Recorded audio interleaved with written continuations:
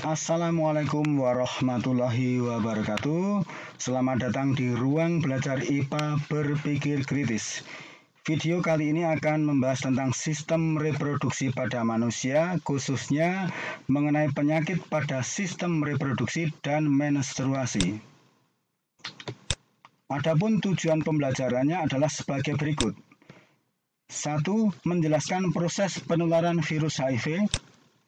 2. Menjelaskan gejala klinis penderita AIDS.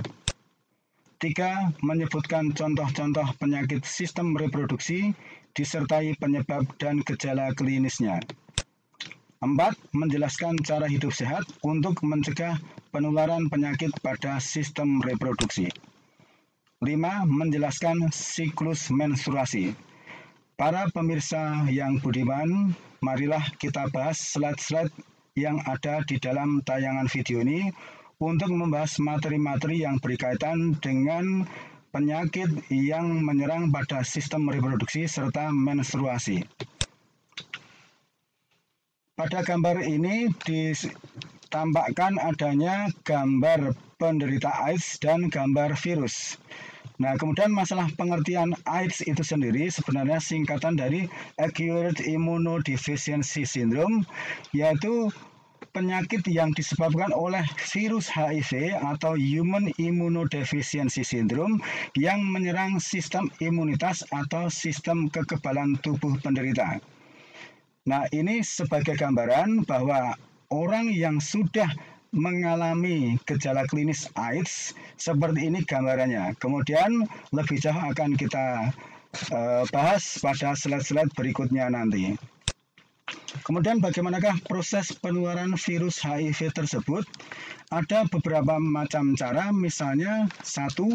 Dari ibu penderita kepada anak yang dikandungnya. Apabila ibu yang sedang mengandung tersebut di dalam tubuhnya sudah terinfeksi virus HIV, maka virus HIV dari ibu akan menular kepada janin yang dikandungnya. Karena sang ibu akan mengirimkan zat-zat makanan kepada janin melalui plasenta. Adapun darah yang dikandung di dalam tubuh ibu tersebut mengandung virus HIV, sehingga virus HIV juga akan masuk ke dalam janin yang dikandungnya pada saat mengandung. Yang kedua, bisa melalui jarum suntik saat menggunakan obat-obat terlarang. Pada saat jarum suntik itu digunakan untuk menyuntik saat pemakaian obat terlarang, maka penderita yang sudah terinfeksi virus HIV tersebut, darahnya mengandung virus, sehingga darah yang menempel pada alat suntik tersebut apabila digunakan untuk menyuntik orang lain, maka orang lain tersebut akan tertular oleh virus HIV yang menempel pada darah di jarum suntik tersebut. Kemudian yang ketiga, bisa melalui hubungan seksual dengan penderita. Penderita biasanya sudah mengandung virus HIV di dalam tubuhnya, termasuk di dalam cairan organ kelamin. Pada saat melakukan hubungan seksual, maka virus HIV akan menular melalui hubungan seksual tersebut. Kemudian gejala klinis penderita AIDS, apabila virus HIV sudah masuk ke dalam tubuh, maka tidak langsung menunjukkan gejala AIDS. Nah, sistem kekebalan tubuhnya akan menurun pada kurun waktu sekitar 5-7 tahun setelah virus tersebut masuk ke dalam tubuh. Adapun gejala klinis yang muncul pada saat virus HIV sudah menyerang sistem kekebalan tubuh, maka orang tersebut akan menurun sistem kekebalannya sehingga mudah tertular oleh penyakit. Misalnya berupa TBC, pneumonia, herpes, ataupun saraf terganggu. Bagaimanakah contoh-contoh penyakit sistem reproduksi yang lain? Di sini saya sebutkan 3 contoh, yaitu gonoru, sifilis, herpes simplex genitalis. Gonoru penyebabnya adalah bakteri Neisseria gonoru. Adapun gejala klinisnya akan timbul rasa sakit dan keluar nanah pada saat membuang air kecil atau kencing, khususnya pada penderita laki-laki.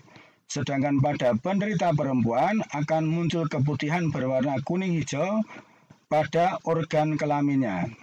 Kemudian sifilis. Penyebabnya adalah bakteri Treponema pallidum. Gejala klinisnya berupa luka pada tempat masuknya bakteri ke dalam tubuh, seperti di bagian mulut, kelamin, ataupun dubur. Herpes simplex genitalis, penyebabnya adalah virus herpes simplex tipe 2. Gejala klinisnya adalah gatal-gatal, pedih, dan kemerahan pada kulit di daerah kelamin. Berikut adalah gambar dari 3 macam contoh penyakit yang menyerang sistem reproduksi tadi. Gambar yang pertama adalah gambar penderita gonoru.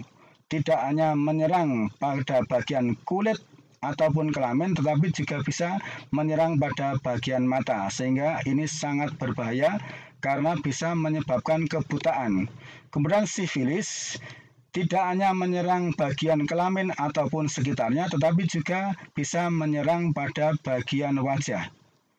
Kemudian yang terakhir, herpes simplex genitalis juga tidak hanya menyerang di bagian sekitar kelamin, tetapi juga bisa pada kulit yang lain timbul benjolan-benjolan berwarna merah yang rasanya gatal. Kemudian bagaimana perilaku hidup sehat untuk mencegah penularan penyakit pada sistem reproduksi? Kita tahu bahwa penyebab penyakit bisa berasal dari jamur, bakteri, dan virus.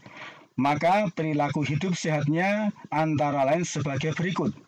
Yang pertama, kita harus menjaga kebersihan pakaian, khususnya celana dalam.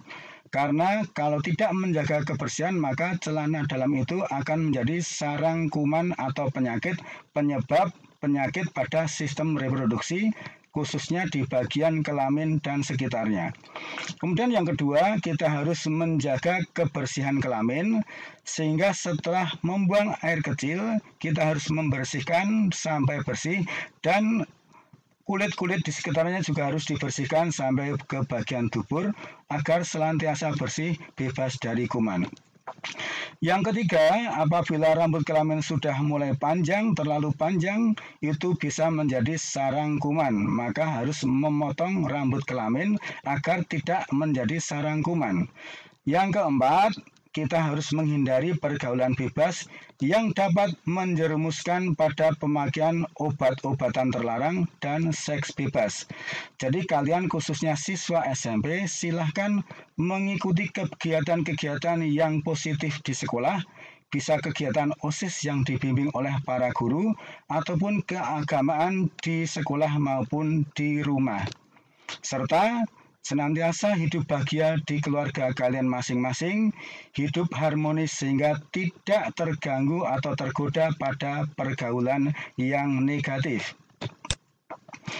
Kemudian kita akan membahas tentang siklus menstruasi. Ini adalah gambar yang saya ambil dari buku paket IPA kelas 9 kurikulum 2013. Adapun penjelasan dari siklus menstruasi, coba akan kita bahas bahwa fase menstruasi itu ada beberapa, yaitu bisa fase menstruasi, fase praovulasi atau proliferasi, dan fase ovulasi. Pada saat fase menstruasi, korpus luteum mengalami degenerasi sehingga tidak bisa memproduksi hormon progesteron dan estrogen yang menjaga ketebalan dinding uterus atau dinding rahim. Sehingga apabila hormon progesteron dan estrogen ini tidak ada, maka dinding rahim dan ovum akan mengelupas dan luruh keluar menjadi darah menstruasi tersebut.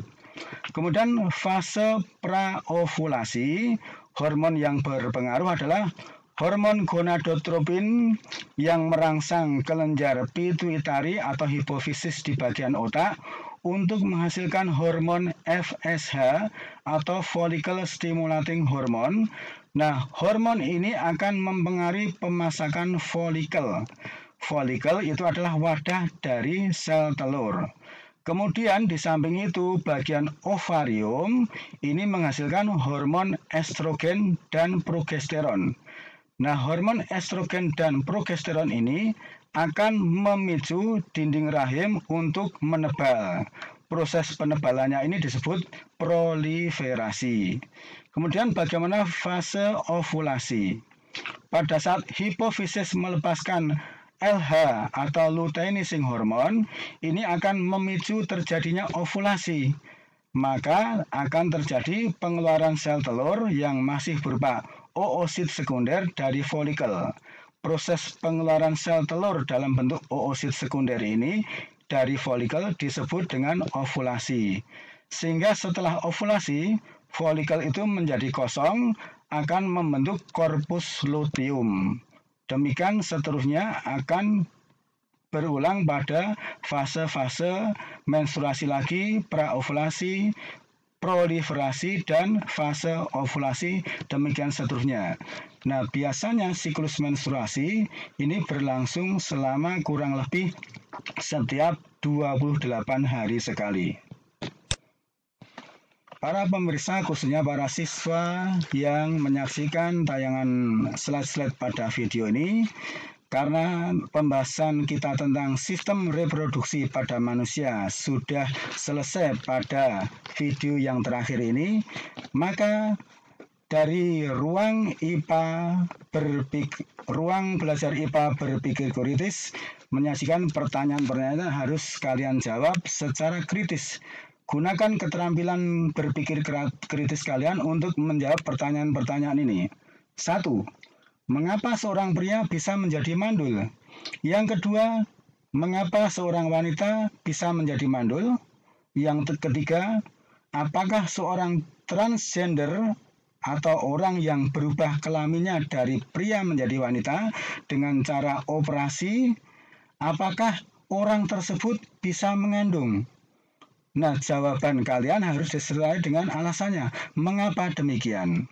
Itulah untuk melatih cara berpikir kritis kalian. Silahkan dijawab dan bisa ditulis pada buku kalian masing-masing sebagai koleksi untuk menyelesaikan problem-problem di kehidupan dengan keterampilan berpikir kritis kalian atau kemampuan critical thinking skill.